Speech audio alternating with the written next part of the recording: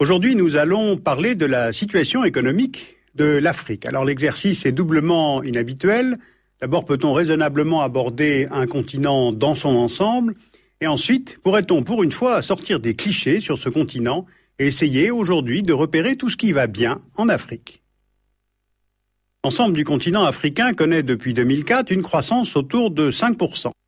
Un chiffre élevé, il correspond à une moyenne annuelle calculée en croissance du PIB.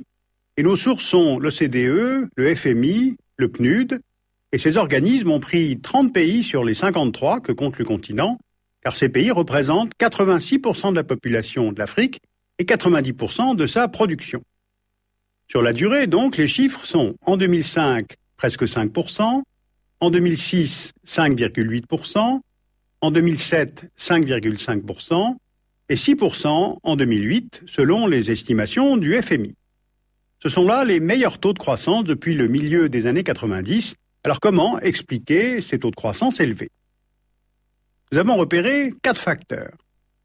Le premier facteur, c'est l'augmentation mondiale de la demande en pétrole et en gaz et le triplement des cours depuis 2003. Et de fait, on voit bien que l'essentiel des investissements en Afrique va au secteur de l'énergie.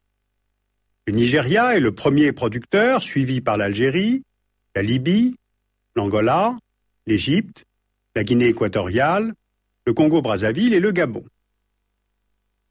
Le Soudan et le Tchad sont de nouveaux exportateurs d'hydrocarbures. Ils sont très sollicités par la Chine et les États-Unis.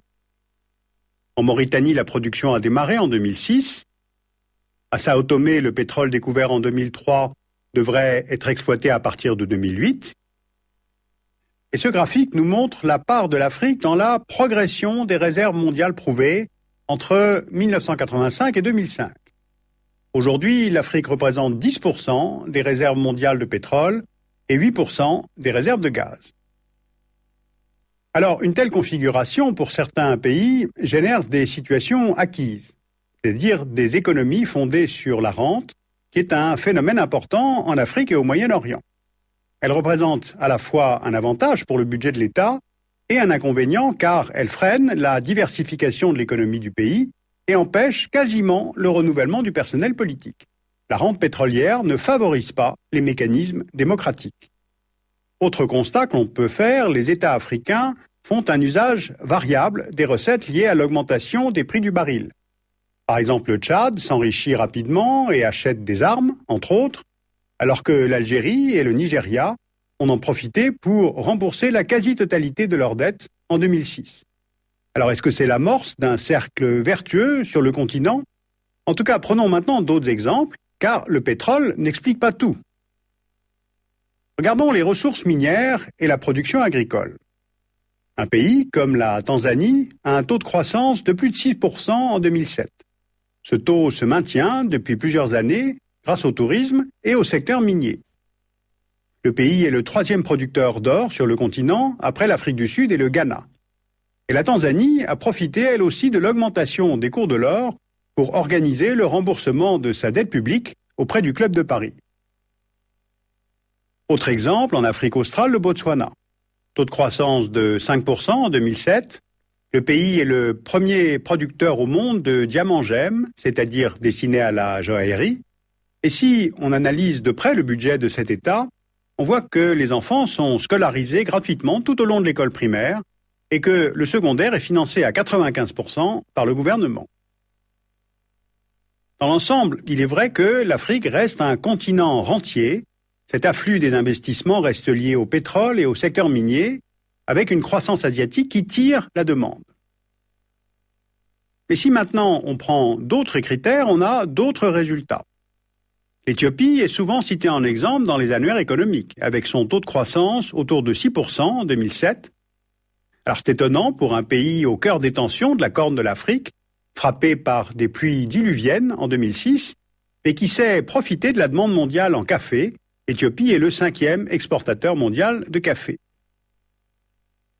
On a aussi l'île Maurice, ou bien sûr l'Afrique du Sud, qui sont tout à fait dans les circuits de la mondialisation.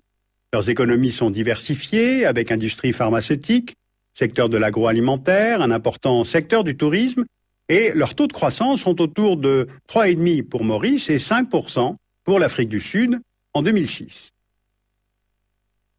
D'autres facteurs macroéconomiques jouent aussi. Le continent commence à ressentir les effets de l'annulation des dettes publiques, dont la décision fut prise en 2005 lors du sommet du G8 de Gleneagle pour 14 pays africains. Il faut aussi évoquer des montants importants mais toujours délicats à évaluer. L'argent que les migrants vivant en Europe ou aux États-Unis renvoient dans leur pays d'origine, ou encore le commerce informel, c'est-à-dire non soumis à l'impôt ou aux taxes, donc n'entrant pas dans les statistiques nationales des États. Or, il représenterait une part importante des PIB, qui sont très variables évidemment selon les pays, entre 10 et 40%, selon le rapport de l'Organisation internationale du travail.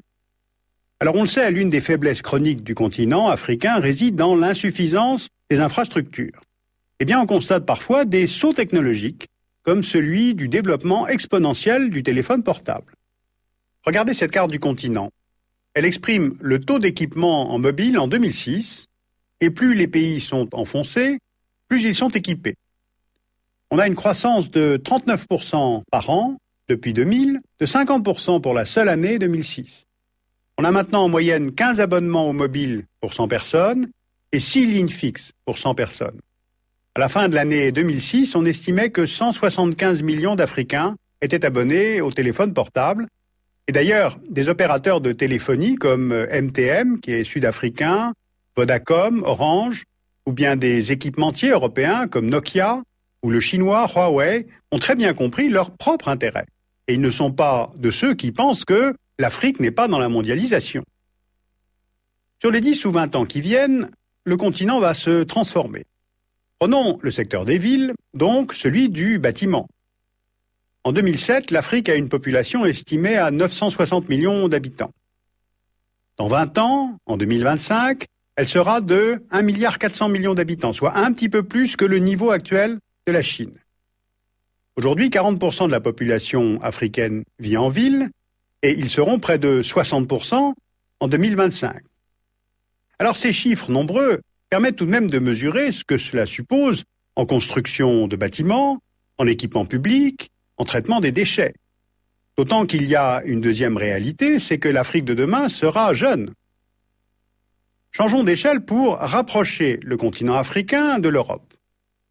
En Europe, les jeunes de moins de 25 ans forment 30% de la population, et en Afrique, ils forment 65% de la population. Donc avec cette population très jeune, le ratio entre actifs et inactifs sera bien plus favorable dans cette partie du monde qu'en Europe ou au Japon. Ce qui entraîne du chômage, bien sûr, mais aussi du dynamisme économique et des flux migratoires.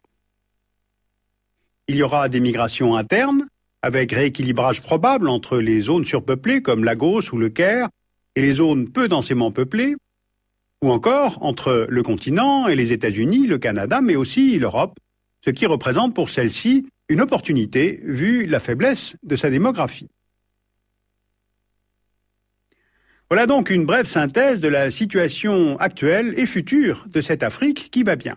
Et l'air de rien, tout de même, cela dresse un tableau des secteurs où il va falloir investir sur ce continent, sans même parler des routes, des ports ou des hôpitaux. Je crois qu'il faut bien mesurer les conséquences de ces transformations sur les plans migratoires, sur le plan économique, et si nous, Européens, allons ignorer ces transformations ou en tirer parti, ou nous en protéger au contraire.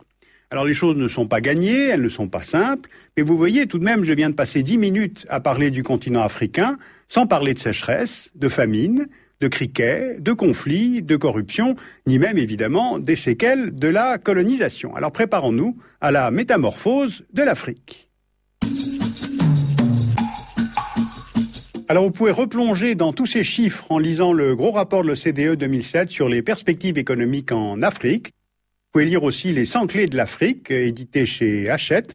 Et puis, je vous signale un atlas de l'Afrique de l'Ouest en ligne, dont vous trouverez l'adresse sur le site du dessous des cartes.